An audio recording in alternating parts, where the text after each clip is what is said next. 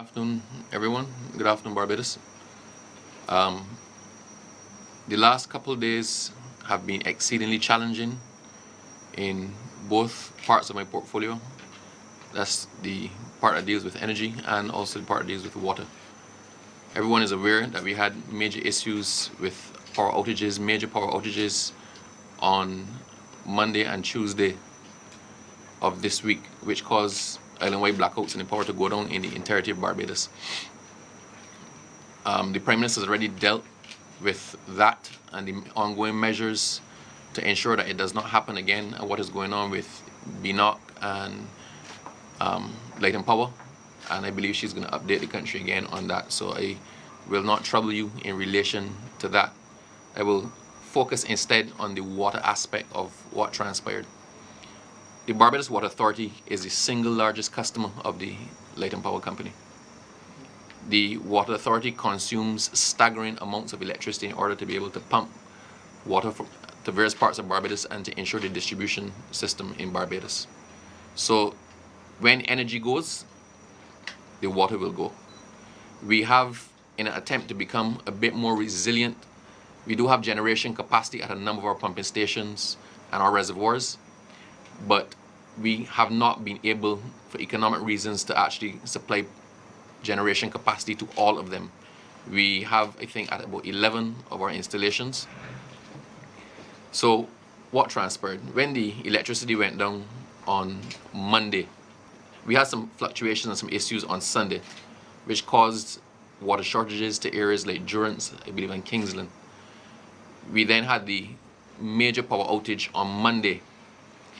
So from the time the power went down across Barbados, our pumping stations, unless self-generated, were not able to pump, and that is the vast majority of the pumping stations. So although it's probably useful for me to actually explain how the distribution system works. The reservoirs are at the highest point in an area, and when the water comes out of the reservoirs to go to consumers, the water flows by gravity. So the pressure in the reservoir, the height of the reservoir above the areas it's feeding, is what determines the pressure that allows the water to flow by gravity through the mains to the consumers. But to get the water into the reservoir in the first place, we have to pump it there. And it's not that we have a dedicated well for each reservoir. Sometimes the water going to a particular reservoir, a particular system, is fed from a number of different places. So if we use ionics, for example, everybody knows about ionics plant in Spring Garden.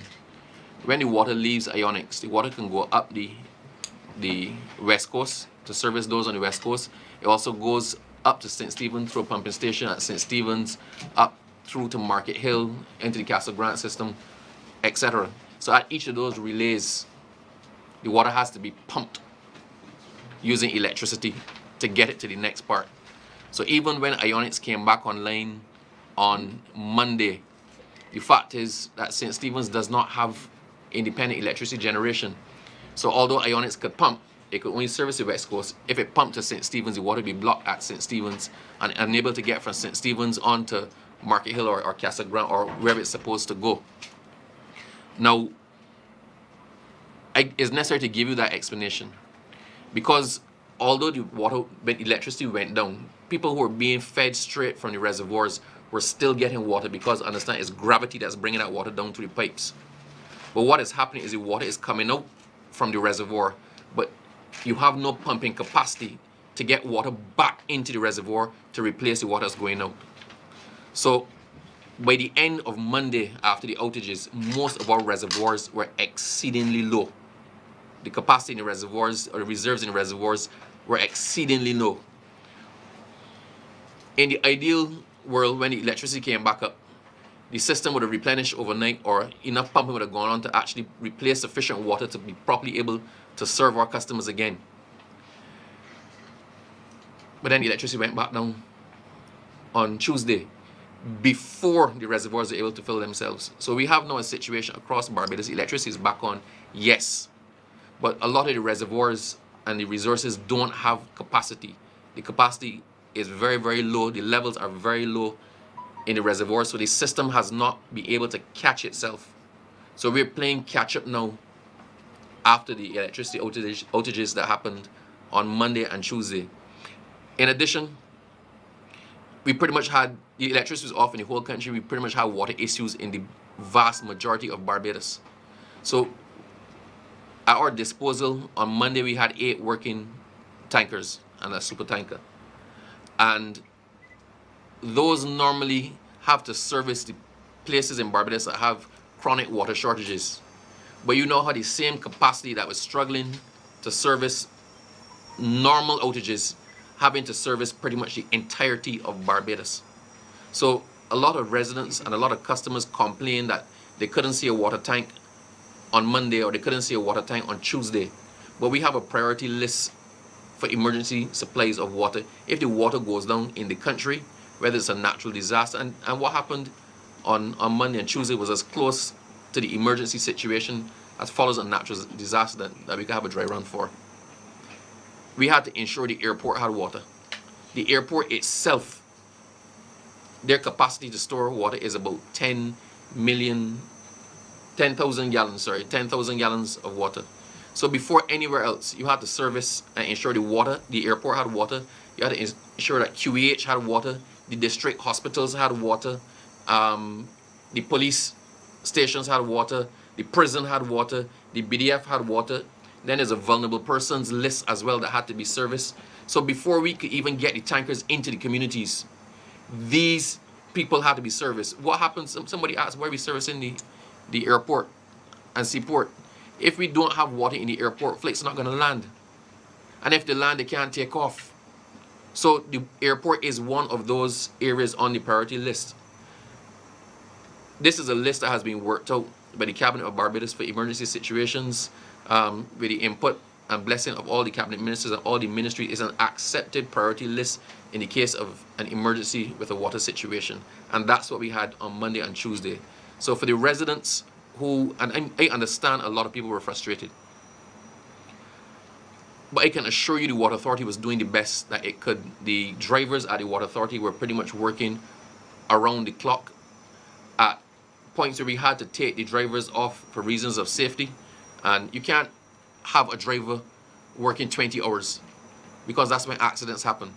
The BDF drivers stepped in and we were able to still ensure the distribution well into the night to try to get water to as many people as possible. So those are some of the challenges that we faced over the last couple of days. The fact that some areas in Barbados still don't have water is largely occasioned by the fact that the system has not had the chance to replenish itself for normal operations to resume. Now, another thing that people perhaps need to understand is even the pipes and mains that feed into the reservoir are not dedicated mains, so they don't necessarily come from a pumping station or from a well straight into the reservoir. How our system is designed, that along the length of that pipe, if it passes through districts pull from that as well. So even when the water came back on, as we're trying to get water into the reservoir, people who have been water starved are drawing it off. They're drawing it off, they're filling up buckets, they're filling up tanks, they're filling up bathtubs, they're filling up everything else. So the water, although back on to certain people, is not getting into the reservoir so we can control the distribution of it. So in some instances, people say, well, the electricity came back on, the water came back on, and it went back off. Because at some points, we had to shut off the water to certain districts to allow the water to get where it needed to go, that the maximum amount of people can benefit. I hope that has in some way explained or cast some light as to why we've still been suffering a lot of the water issues. But what's the current water situation today? At present, the majority of the Barbados Water Authority's pumping stations are working. The reservoirs, however, have low levels, and it will take at least another 24 hours for the water levels in the reservoirs to return to normal. The Castle Grant system, which sends water to customers in St. Joseph, is still being replenished. Since the restoration of the electricity supply and resumption of pumping, water levels at the locations feeding the Castle Grant system have not risen significantly enough as yet for pumping in these areas to resume. The station at Apes Hill is unable to pump because of low levels. Customers are also reporting low pressure in areas along the west coast, which the BW is investigating. The Ionics desal plant is back online. That's one of the priority areas for reconnection by the electricity company if the electricity goes down, and that is back online. we had another issue. They say when it rains, it pours. No pun intended. The Hampton station was pretty much the last of the pumping stations that we were trying to get online to restore capacity to, I believe, the Durance area, other areas in Christchurch, and along that corridor that were complaining. About an hour and a half ago, 2 hours ago, we had a major issue at the Hampton pumping station. The floor of the pumping station collapsed. And there were some men in the well at the time on harnesses. There were persons above the well. Due to the safety measures and safety precautions that we have with people wearing harnesses, nobody was injured in the process. Amen. But the workers on site had to work exceedingly hard to stop the pumps from actually dropping into the well. So the Hampton station, which had been operating at half capacity, and we had hoped for it to resume full capacity today, for us to have normal distribution by tomorrow, now that has been affected. Now we're trying hard to make the best of a bad situation and try to figure out how can we still pump from there or get some pumping capacity restored from there, but safety first at this point. I would love to give water and restore the full capacity of that pumping station by today. That is likely to be impossible, and I am not going to endanger the life of any person working at the Barbados Water Authority to save a couple hours. We are going to try to do the best that we can with the trucks and diverting water from other places, but we are doing the best we can there. That is something that could not be foreseen.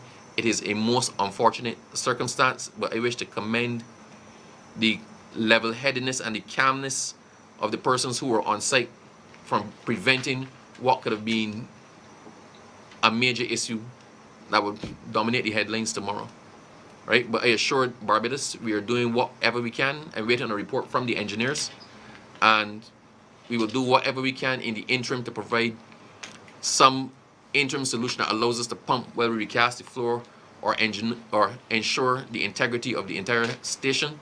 But as I said, and I cannot emphasize this more than once, I told Mr. Halliday, do not send a fella into that well or around that situation or try to engineer or collifox anything if it will put that person at risk. That was the message that came clear from the minister. It came from the board, and I understand that Mr. Halliday passed that on. We are going to do the best we can, but we are not going to risk anybody's life to do it. Once we get Hampton back online, Hampton is going to put 4 million gallons of water into the system, right? But as I said, we are not going to be able to do that today. For general information, customers who have tap-borne water are reminded to collect and store some in case it is needed. We are still within the hurricane seasons, and people should arrange to collect 5 gallons per person per household per day. That is the standard, 5 gallons per person per household per day. So I would suggest that those who have water, please store it, share it with somebody else. We are trying our best to restore the system, but like how Light Power sometimes has to shut off to share electricity when there's a crisis. If we have to shut off in one area to allow water to get to another area, we're going to have to do that. So to be forewarned is to be forearmed. The water tankers continue to service residents in the affected areas. We currently have 10 back in the field today, but there will be delays due to heavy demand. The communications department will continue to notify the public with regular updates via all our media. And I just wish once again to ask the public of Barbados, please, if you want information about the Barbados Water Authority or what is going on with us or what challenges we're encountering or what our scheduling is, please visit our contact the Water Authority directly or utilize our legitimate and authorized social media platforms. Thank you very much. Sorry, are there any questions? Just one question for me. You said that the BWA utilizes a lot of electricity, and you said that all the pumps do not have their own do not have all of their own generators. Are there any plans, any short-term plans for those pumping stations to acquire? As it is a priority for us to have self-generation at all of our installations. We don't wish to be subject to external forces in the provision of our electricity.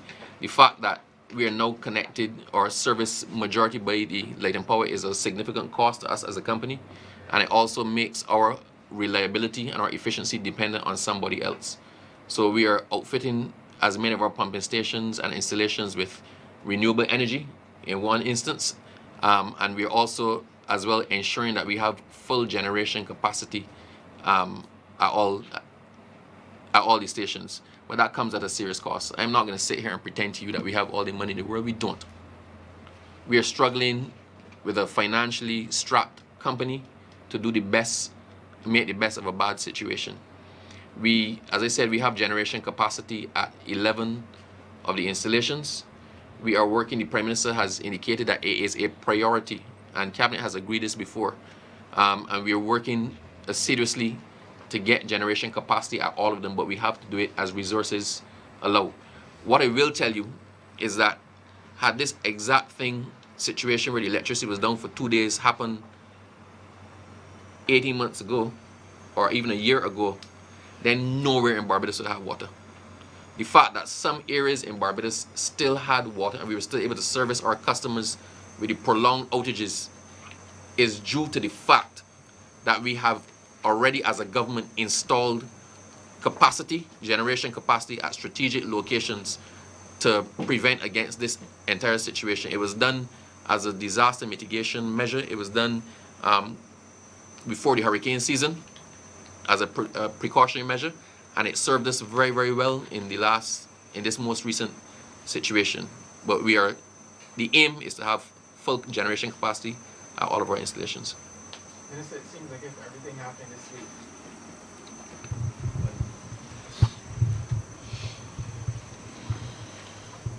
Shane John, CBC. It seems like if everything's happened this week, 2 days of blackouts, and then we just learned of the floor collapsing at Hampton, and it made me recall something that was said from the BLNP saying that a lot of their equipment is past retirement age. Are any concerns about any of the pumping stations about the quality? Because you just said you couldn't foresee the floor collapsing today. If you feeling that everything is happening all at once, imagine how I feel. I'm thinking of calling the priest. But yes, we have gone through. There are a number.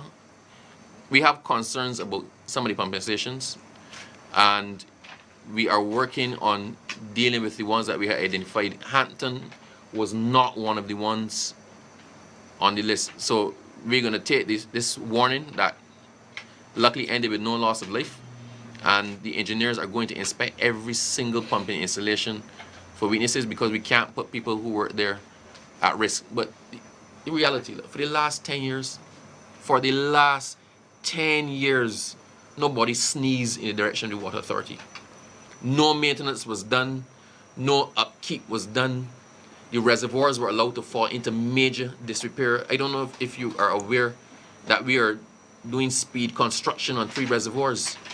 The reason, recently you would have heard people, it was in the press that we were demolishing an archaeological cistern at Fort George to put down another reservoir, right?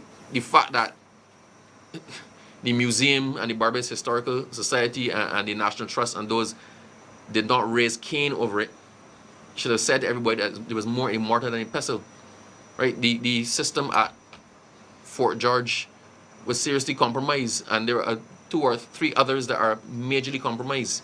We are getting in the process of finalizing a CDB loan and a contract to restore, I think, 11 or 12 of the reservoirs. But our reservoirs in Barbados are in a real bad condition, in a very, very bad condition.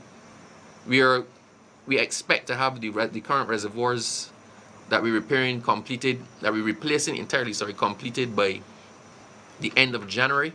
So those who are serviced by the Fort George reservoir that have been experiencing some issues over the last 6 or 7 months, that's the reason. The reservoir cannot be filled past 1/3 capacity. That obviously affects the pressure in the reservoir, so it affects the delivery of water to people being serviced by that reservoir. But that is what happened when you don't look back at or maintain your critical installations. That's what happened with the South Coast that led to leakage. That's what it causes That's what happened in Bridgetown with the sewage treatment plant in Bridgetown and the sewage network in Bridgetown. That is probably in a worse situation than the South Coast actually was.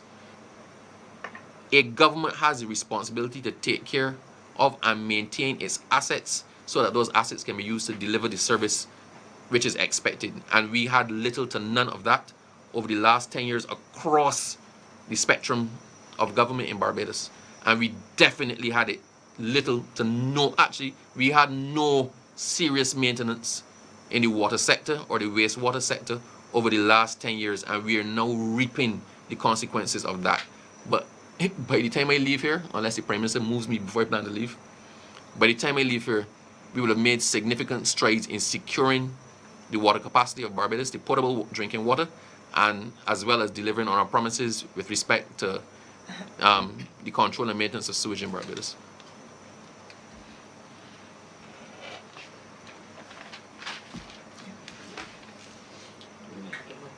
Sorry. Let me say a best good evening to all you wonderful people in the media, and of course, those who will be hearing and viewing us from this distinguished area. I am here to speak to our 53rd anniversary of independence and the special service that we have been holding for so many years. It is scheduled for this Sunday, the 24th of November at 3:30 p.m. at the Garfield Sobers Gymnasium. This National Service of Thanksgiving is sponsored by the Ministry of People Empowerment and Elder Affairs, and there are other agencies that have come on board to partner with us to make sure that we have a wonderful Christian and multi-faith celebration. The officiating minister will be the Barbados Christian Association, Mrs. Beverly Seeley Knight. She's really Anglican, but she's a part of the team. And the theme for it is our nation, one nation, one love, one light. And we felt that the symbol of light will be one to reflect what really happens in almost every faith-based organization. And light brings an element of purity, an element of vision, an element of passing on to the future. And we felt that this theme, one nation, one love, one light, will be most appropriate at this time of celebration. Bishop Dr. Jerry Seal is the presiding bishop and chairman of the Pentecostal Assembly of the West Indies. He will deliver the sermon. And of course, we will have other activities as part of the service where there will be a liturgical presentation by the Praise Academy Dance Group, the Barbados Advanced Corps. They will be carrying and will return the national flag. And one of them will read a prayer on behalf of the youth of our nation. We know that our nation's youth are the ones who will be the future of this country, and we felt that this is a very useful time for us to incorporate them into whatever is happening so that they know that the future is in their hands, and therefore they are to continue to carry that light. We will have prayers by a number of different individuals. The Barbados National Youth Parliament, a member there will be doing a prayer. A member of the resettled community of Barbados living abroad will be also giving a prayer. Representative of the Ministry of People Empowerment and Elder Affairs will be delivering a prayer on behalf or on reflecting of the family. The Bishop of Barbados, the Right Reverend Michael Maxwell, he will be presenting a prayer, and there will be involvement of schools and colleges and parents and guardians. And of course, it will be generally about our people to be able to help them to live through not only the various challenges, but also to enjoy all the goodness that has been going on in their lives. The Ministry of People Empowerment and Elder Affairs earlier this year, June 18th and 19th, partnered with the Codgerton College to host the Abrahamic Faith Conference. And these scholars who were Christian, some were Muslims, some were of the Jewish faith, and some were Rastafarians. met at Codrington College, and we had a wonderful time because I believe that we created history, having persons of these multi-faith organizations coming together in one place and sharing fellowship. And of course, developing an element of tolerance, because we know in the rest of the world you'll hardly ever see persons of the multi-faith sitting with the Christians and the Pentecostals and so on. And as a result of that, Reverend Dr. Michael Clark, who is the person in charge of Codrington College at this time, he is going to speak to the Liturgy of Lights. There will be centenarians present because this ministry has elder affairs attached to it. And this will be one of the first times that we'll ever see so many centenarians come together to be a part of it. So we'll offer them the opportunity, or extend to them the opportunity, to light the official national candle that will pave the way for the younger generation to join them. And it will constitute students in Barbados. And they will light the candle and pass it on to Her Excellency, the Governor General, who will then be asked to pass it on to the Prime Minister, and then to the Chief Justice, and of course, the students will do all of the rest. This light is a light of symbol for all generations, and unless we look at intergenerational links in Barbados, we will lose so much of our culture, so much of the moral values, moral and spiritual values that have caused us to come thus far, to be able to celebrate our 53 years and to be a country that has a level of stability that we can boast of at any time compared to many other parts of the world. I want to extend an invitation to all Barbadians that they can come. They do not have to have any tickets for entry. And we have gone to the extent in the Ministry of People Empowerment and Elder Affairs to be able to charter 8 buses that will leave the various bus terminals at different times, 1:45, 1:15, 1:45, and 2 p.m.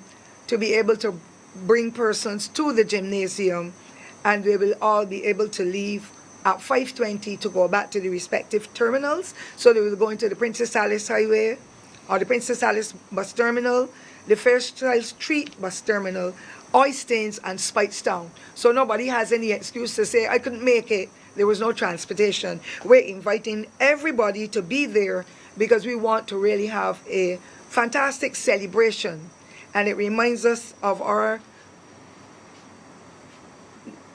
the national pledge, yes, but reminds us from our anthem, where we will celebrate and thank God for having saved us all these more than 300 years, and He has been on our side. And we believe that the most fitting way that we can express our gratitude is to thank Him for the mercies that He has brought us thus far.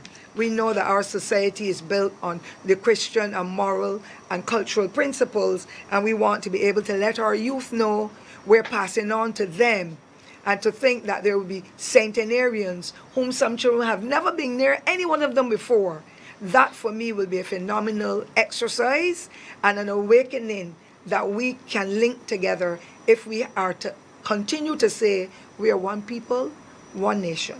And so I invite everyone to be there on Sunday evening and to be an integral part of what is happening, because the Lord truly has been on the people of Barbados' side to be able to bring us thus far with the element of stability and the joys and the camaraderie and everything else that goes with it, to let us be one people, despite our color, or class, or creed, or religions, and so our faiths. We can come together as one, and that is one occasion when Barbados will send another statement that we can make it once we come together as a people. And ladies and gentlemen, those are the comments. If there's anybody who wants to make any query, I shall try my best to respond. But I'm proud to be a part of this exercise, and I should not lose sight of the fact that our members of staff at the People Empowerment and Elder Affairs Department have been working day and night to make sure that this activity becomes the success that it can be. And day and night meaning 8 and 10 o'clock, and even on Sunday and Saturday last, they were working, and they're still working to make sure that all the threads will pull together so that we can get the success, not only for us, but for the people of Barbados. Any comments? Any queries? I have been succinct. Thank you very much. Pass on to Dr.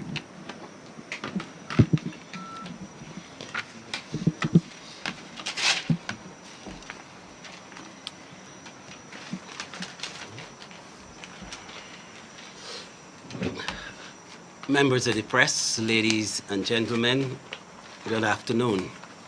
I'm here in my capacity as the chairman of the ministerial subcommittee with the responsibility of planning the Independence Day parade and celebrations. And I am happy to report that this year the parade once again will be held at Kensington Oval on 30th November. The parade this year is being held under the theme 2020 We Gathering United Against NCDs. And that is an interesting theme, and I'll try and make the link for you before I conclude my remarks. The parade is being held in 3 phases. Phase 1 being the ceremonial parade at Kensington for uniformed organizations, both armed and unarmed. And the second phase is the ceremonial march through Bridgetown, where the uniform organizations would pay compliments to the Prime Minister. And that location will be Hero Square, opposite the entrance to Parliament. And then the third phase is the We Barbados procession, which once again, I believe will be an exciting event for Barbadians to be able to witness. At Kensington Oval, this year we will not be issuing tickets for entry. We believe that Barbadians should feel free to come to the parade, and we are inviting children from all of our secondary and primary schools, as we did last year. This time we are going to be asking them to wear independence colors instead of their school uniforms, to add some color and some variety, and to also help us to feel much more of a nationalistic feeling on this occasion. And the activities, the major activities in relation to the parade this year, once again, will be the presentation of the Independence Day Awards by Her Excellency the Governor General. We're also having the leadership badges being presented to the head boy and the head girl from all of our private and public primary as well as secondary schools. And in addition to that, this year will be the presentation, not on the parade, but the presentation to the same head boys and head girls of wellness badges, where they now will become wellness ambassadors for the Ministry of Health and Wellness in helping to promote wellness within our schools and amongst young people. And that for us is going to be something exciting. Also on the parade, the Barbados Defence Force will be doing the display this year in recognition of the 40th anniversary of that institution. We also hope to have on parade this year, for the first time, members of the Youth Advanced Corps, and they'll be taking the place of the Barbados Youth Service. And you will see, therefore, a lot more bodies on parade than you would normally see with the youth service, and that is an innovation because we want to really recognize this program, which we believe will go a long way towards improving the circumstances and the situation with our young people. So that really is the parade aspect of the Independence Day activities. And then, of course, the ceremonial march through town, as I indicated earlier. And once again, we will be establishing about 2 or 3 sites along the route where stages will be erected so that we can have some entertainment from the schools. And we have several schools that will be participating in this aspect of it. Windsor, St. Catherine, Holy Innocents, and St. George Primary, Combermere School, Dighton Griffith Secondary, Darrell Jordan Secondary, St. Leonard's Boys, the Waterford Music and Cultural Society, and Harrison College. And this entertainment is going to be going on even whilst the parade is happening at Kensington Oval because there are several Barbadians who just like to come and line the route and watch the procession, and we felt that it would be nice and innovative to be able to put on some local entertainment for those persons. That will help to enhance the overall quality of the parade and the procession. And the Barbados part of it this year is going to be exciting again. And we're going to be having a number of features this year. The Ministry of Health and Wellness will be having a float, depicting wellness. We're going to have also a float from our truck from the Regathering 2020 Regathering Committee. We'll have a truck with portraits of all of our national heroes. We're going to have members of from the community with disabilities, patients from the geriatric and district hospitals and the psychiatric hospitals will also be part of the procession. That is to allow them the opportunity to feel part of the action, and so that they will know that we still remember them. But also the fact that the major contributions coming out of the 2020 regathering will be going to the hospitals of Barbados. So we're making that link there.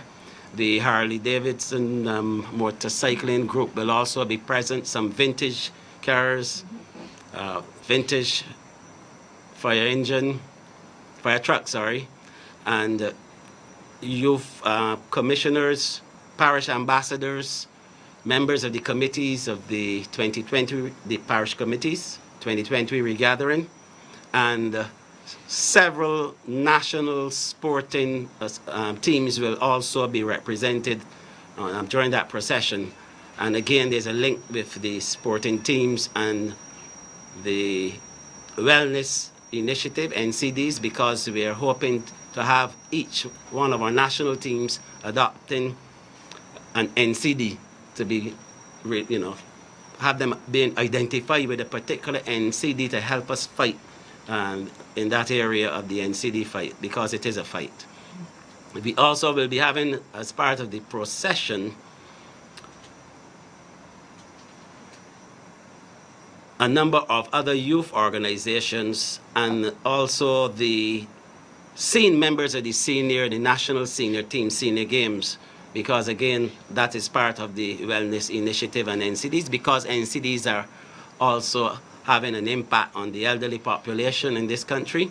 And we are an aging population, and this is an issue that will confront us for some time to come, and so we want to involve them as well. So it's going to be a very exciting day with a lot of entertainment along the route at Kensington Oval, and I believe that this obviously will be the hallmark of Independence Day 2019. So those are the things that I wanted to share with you. But remember, no tickets are required. Kensington can safely hold about 13,000, and if we have more than 13,000, we will be setting up an area on the outside where people can view the parade from a large screen. So we really want Barbadians to come out in their national colors, come and support the activities. This is our day, Independence Day. And from here on, we are going to be having some promos on radio and television, social media, promoting this activity so that people will get some further details as to exactly what is going to happen on that day. Do you have any questions for me? The time? There are different, yeah, the time, begins. Right, the parade officially begins at 8 a.m. And I say officially because there are a lot of other things that happen before the official start, but I say 8 a.m. because that's when the Governor General takes the salute at Kensington Oval, and that signals the official start of the parade.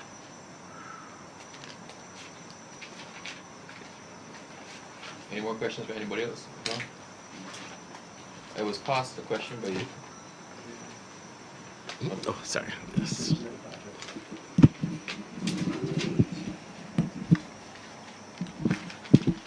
Thanks.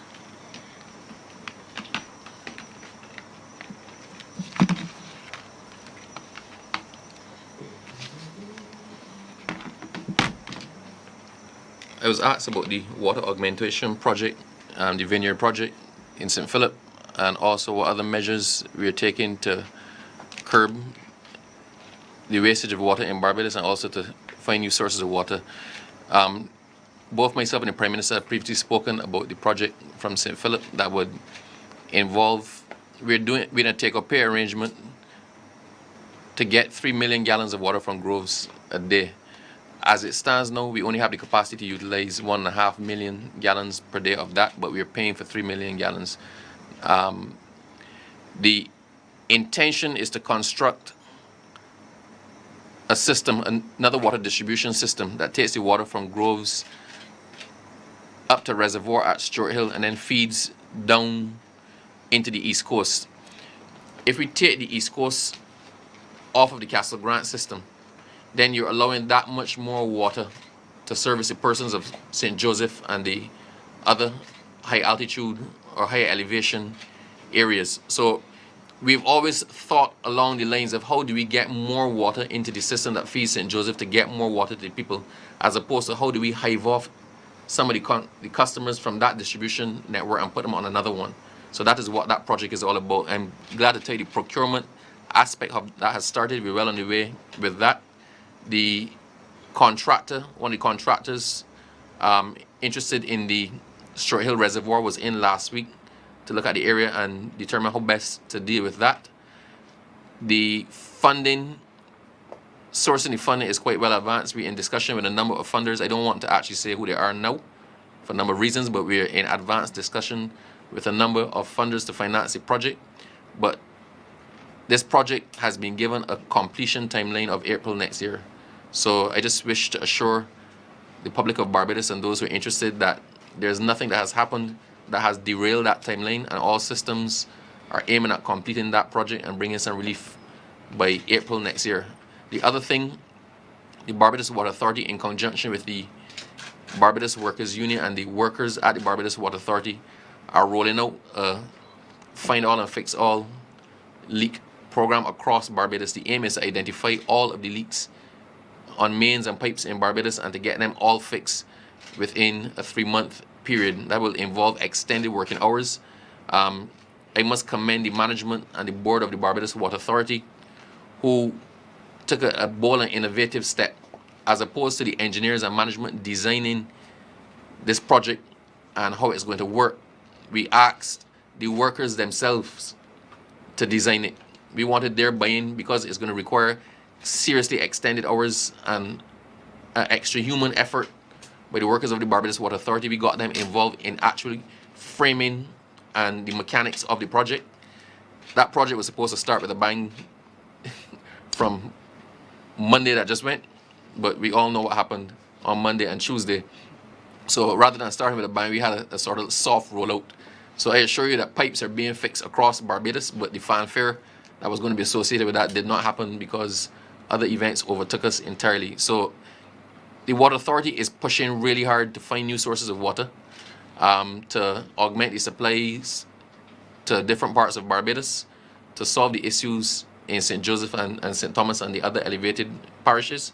And we're also in a serious campaign like we've never had before to find all of the leaks in Barbados and fix all in the shortest possible time. I want to take this opportunity to thank everybody at Barbados Water Authority. We often come in, sorry, not we, I'm the minister. They often come in for licks and I get it fed up the chain. For the frustrations people are feeling with respect to the water, it's not going to be an easy fix. It's going to take a while. But I sent a message to them today saying that I'm proud to be your minister, because over the last week in particular, the workers at the Barbados Water Authority came all out and put in a fantastic effort to try to get our water system back up to normal, to the point where they actually wanted to go down in the dangerous well at Hampton today to try to get the pumps up and running. So I just wish to publicly accord my thanks and my congratulations and my appreciation for all the workers at the Barbados Water Authority, for the management, Mr. Halliday, and for the board, ably led by their chairman, Miss Lady in World. But the BWA has come together seriously as a team, and the results are there for people to see. If people are being objective, they will have to say that the Barbados Water Authority has increased its communication.